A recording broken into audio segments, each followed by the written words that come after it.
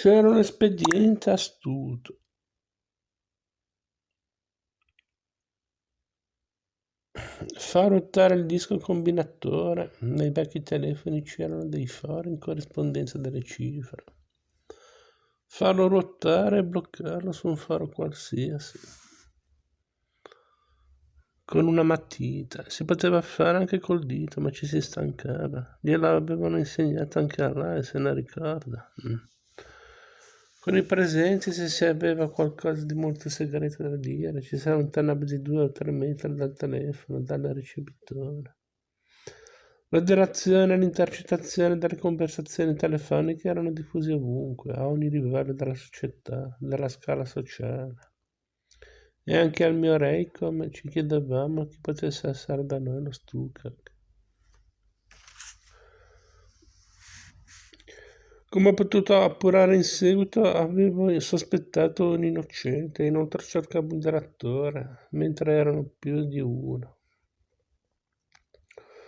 dei quali non avrei mai potuto pensare una cosa del genere. Uno di loro era la nostra donna delle pulizie, una persona buona, gentile, però sfortunata. Col marito ubriacone, Dio mio, persino Gorbaciov, il segretario generale del comitato centrale del PQS. Ho letto in una sua intervista che durante i colloqui confidenziali accendeva il televisore a pieno volume o la radio, insomma l'ABC per tutti. Per le conversazioni più impegnative convocava la gente alla sua dacia fuori città. E lì andavano nel bosco e conversavano passeggiando. Gli uccellini non avrebbero riferito a chi di dov'era. Tutti avevano paura di qualcosa, e anche quelli di cui si aveva paura avevano a loro volta paura. Io avevo paura. Gli ultimi anni sovietici, cosa ricordo? Un insormontabile senso di vergogna, vergogna per quel Brezhnev attapezzato di medaglie e decorazioni, e per il soprannome dato dalla gente al Cremlino di casa di riposo per anziani, comfort assicurato. Vergogna per i negozi vuoti, i piani economici venivano completati e superati, ma i banchi dei negozi continuavano a restare vuoti. Dove era il nostro latte, la carne? Neanche adesso riesco a capire dove andasse a finire tutta quella roba. Un'ora dopo l'apertura dei negozi il latte era già esaurito. Da mezzogiorno le venditrici se ne stavano a girarsi i pollici accanto ai banchi appena lavati. Sugli scaffali c'erano solo barattoli da 3 litri di succo di betulle e pacchetti di sale, chissà perché sempre bagnati, e acciughe in scatola, e nient'altro. Quando lanciavano sul mercato del salame andava a ruba e spariva in men che non si dica. Würstel e ravioli erano considerati delle specialità gastronomiche. Al comitato regionale eravamo sempre lì a ripartire le disponibilità. A tal fabbrica 10 frighi e 5 pellicce. Al tal Kolkhoz 2 assortimenti jugoslavi di mobili, 10 borsette da signora polacca. Dividevamo pentole e biancheria intima femminile, collanti. Una società del genere avrebbe potuto reggersi solo sulla paura, sullo stato d'emergenza, con sempre più esecuzioni, sempre più gente in galera. Ma con le Solovki e il Belomor-Canal il socialismo era finito. Ci voleva una qualche altra forma di socialismo. La perestroika, c'è stato un momento in cui le persone hanno ricominciato a considerarci, a iscriversi al partito. Le aspettative erano grandi, all'epoca eravamo tutti quanti degli ingenui, sia la gente di sinistra sia quella di destra, e i comunisti come gli antisovietici, tutti quanti dei romantici. Oggi ci vergogniamo di questa nostra ingenuità. Di allora. Sebbene era Solzhenitsyn, il grande saggio del Vermont, non era stato il solo a comprendere che non era più possibile continuare a vivere in quel modo. L'avevano capito in tanti. C'erano state troppe menzogne e anche i comunisti, mi credo o meno, lo capivano. Tra i comunisti c'erano non poche persone intelligenti e oneste. sincera. Ne ho conosciute personalmente alcune, capitava di trovarle spesso, specialmente in provincia, come mio padre. Non solo non l'avevano voluto nel partito, ma aveva dovuto soffrire non poco a causa del partito, eppure aveva continuato a credere in esso. Credeva nel partito e nel suo paese. Ogni mattina per iniziare la giornata aprivo il giornale Pravda e lo leggevo dalla prima all'ultima riga.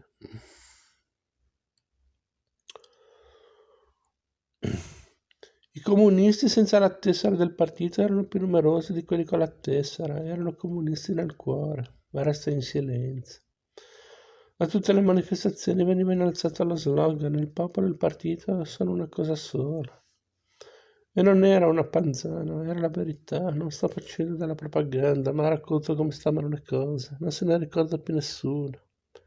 Molti entravano nel partito per convinzione, non per far carriera o per considerazioni pragmatiche del tipo: se sono un senza partito e rubo mi mettono dentro, ma se ho la tessera e rubo dal partito mi cacciano, ma in galera non mi ci mettono.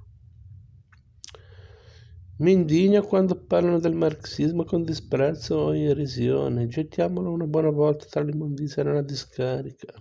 Ed è invece una dottrina grandiosa che sopravviverà a tutte le persecuzioni e anche al nostro insuccesso sovietico, perché ci sono molte buone ragioni per crederlo.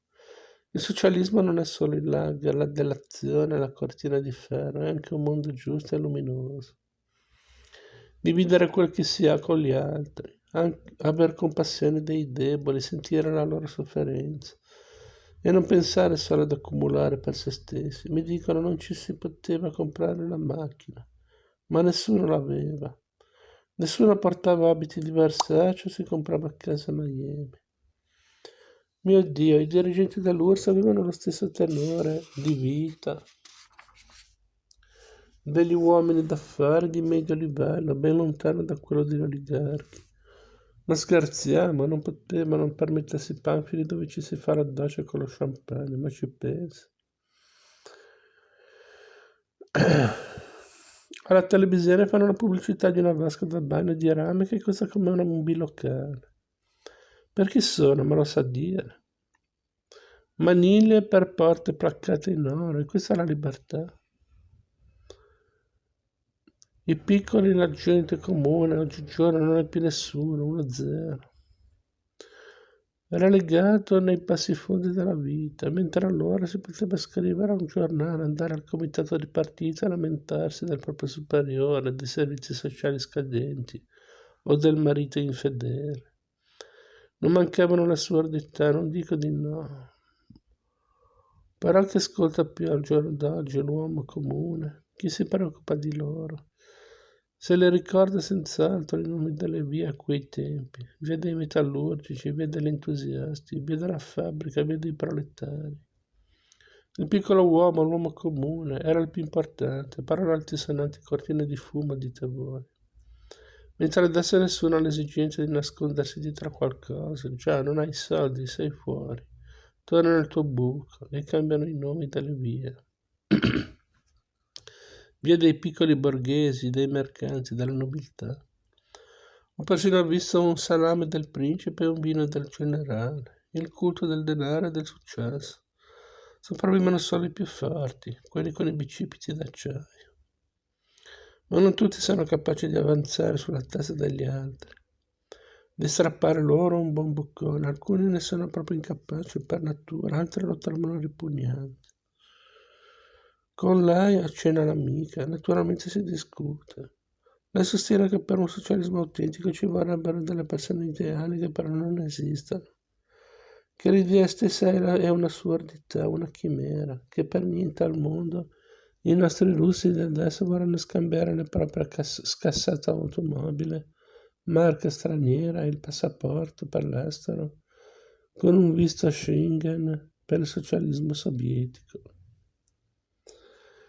Io invece sono convinta che l'umanità stia andando verso il socialismo, verso la giustizia sociale e che non ci sia un'altra via. Guardi la Germania, la Francia e c'è la variante svedese. E che valori promuove il capitalismo russo? Il disprezzo per l'uomo comune, per la gentuccia, per quelli che non hanno milioni e non viaggiano in Mercedes.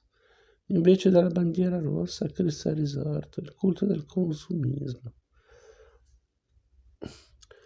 La sera la gente non si addormenta col pensiero di qualcosa di grande, ma col tormento di non aver comprato questo o quello durante la giornata. Crede davvero che il paese si sia sfasciato perché si è saputa la verità sui gulag?